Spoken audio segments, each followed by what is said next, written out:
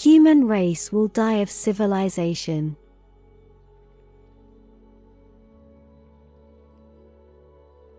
Most people aren't ready to be unplugged.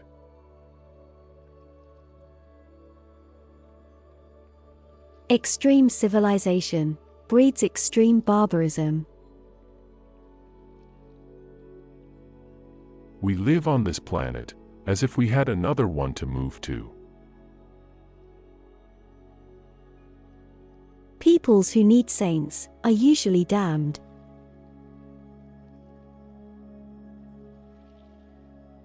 There has never been a good war or a bad peace. In the land of the blind, the one-eyed is king.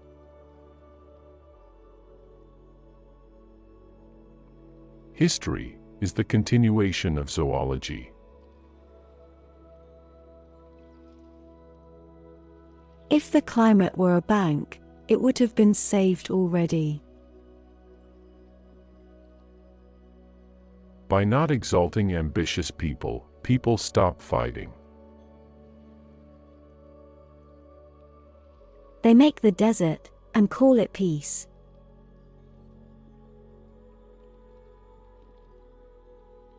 What happens to another happens to yourself. Divide and conquer.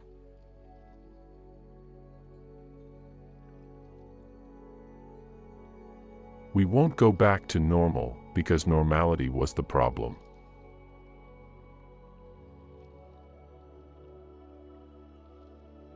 Who thinks entirely like his century is definitely wrong.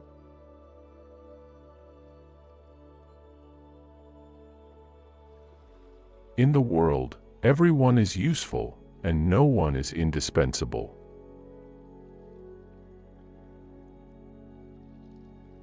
What are we living for, if not to make life less complicated for each other?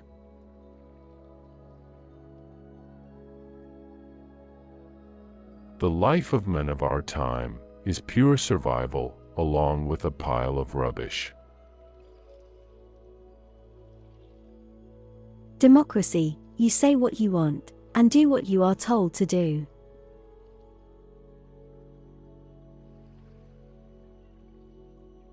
No one is capable of governing others without their consent.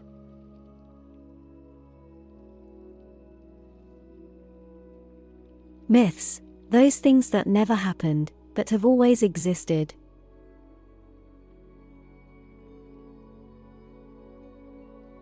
A story is true if there are enough people willing to believe it.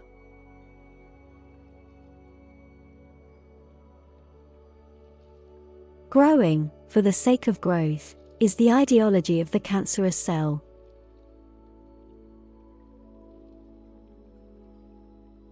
When the Republic reaches the height of its corruption, laws multiply immeasurably.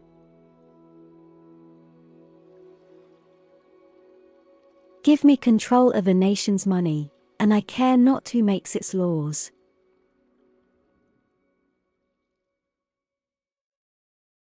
Democracy works well when there are two to decide, and one is sick.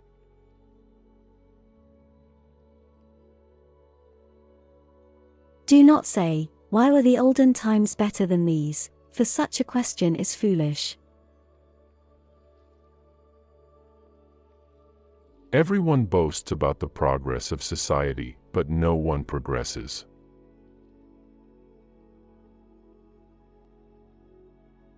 The perfection of means, and the confusion of objectives, characterize our times.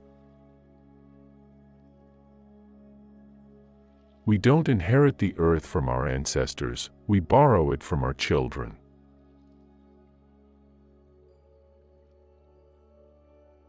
It doesn't matter if you're born in a duck yard, so long as you are hatched from a swan's egg.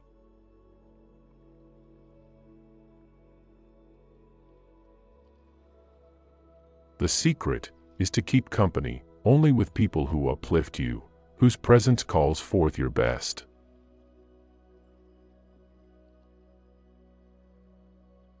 We must admit that, to live happily in society, we must completely paralyze some aspects of our soul.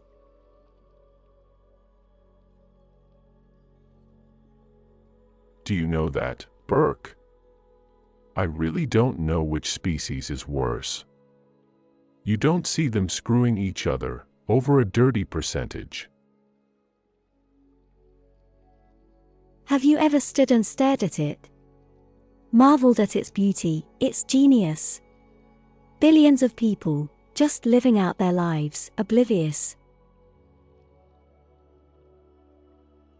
War is a massacre of people who do not know each other, commanded by people who know each other, but do not massacre each other. Giving private banks the ability to create money is like enslaving oneself and paying for it.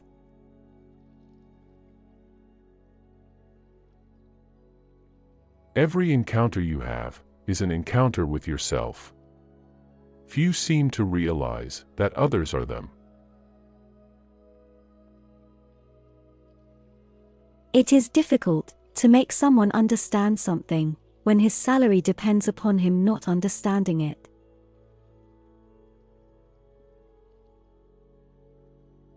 I have no idea what weapons will be used to fight World War III, but World War IV will be fought with sticks and stones. The bond with your true family is not that of blood, but that of joy and respect for each other's lives.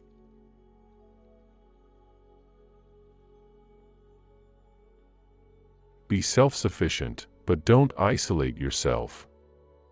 When the King of China closed the borders, centuries of decline began. If you want to be known without knowing, live in a village. If you want to know without being known, live in the city.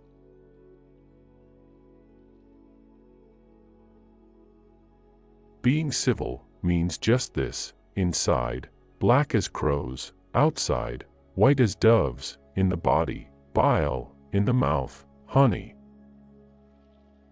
It doesn't matter who wins the elections. The only thing that matters is defeating the idiocy within us. Civilization is a thing imposed on a recalcitrant majority by a minority that has managed to grab the instruments of power and coercion.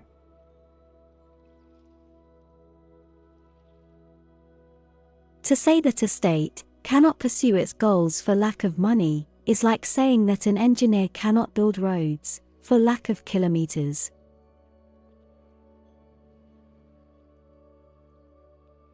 Ever since societies have existed, a government has always been, of necessity, an insurance contract concluded among the rich against the poor.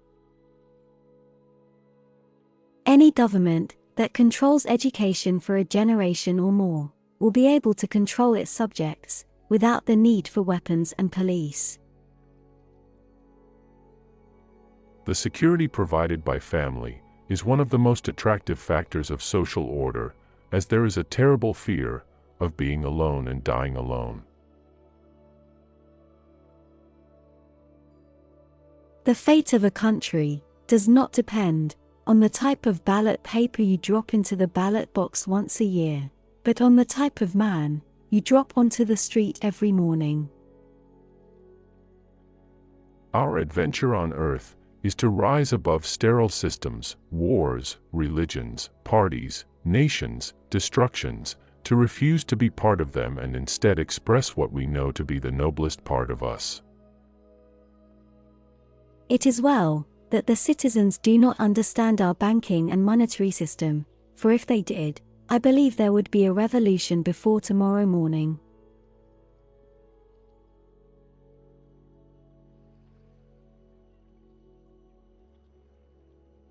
I really look with commiseration over the great body of my fellow citizens who, reading newspapers, live and die in the belief that they know something of what has been passing in their time.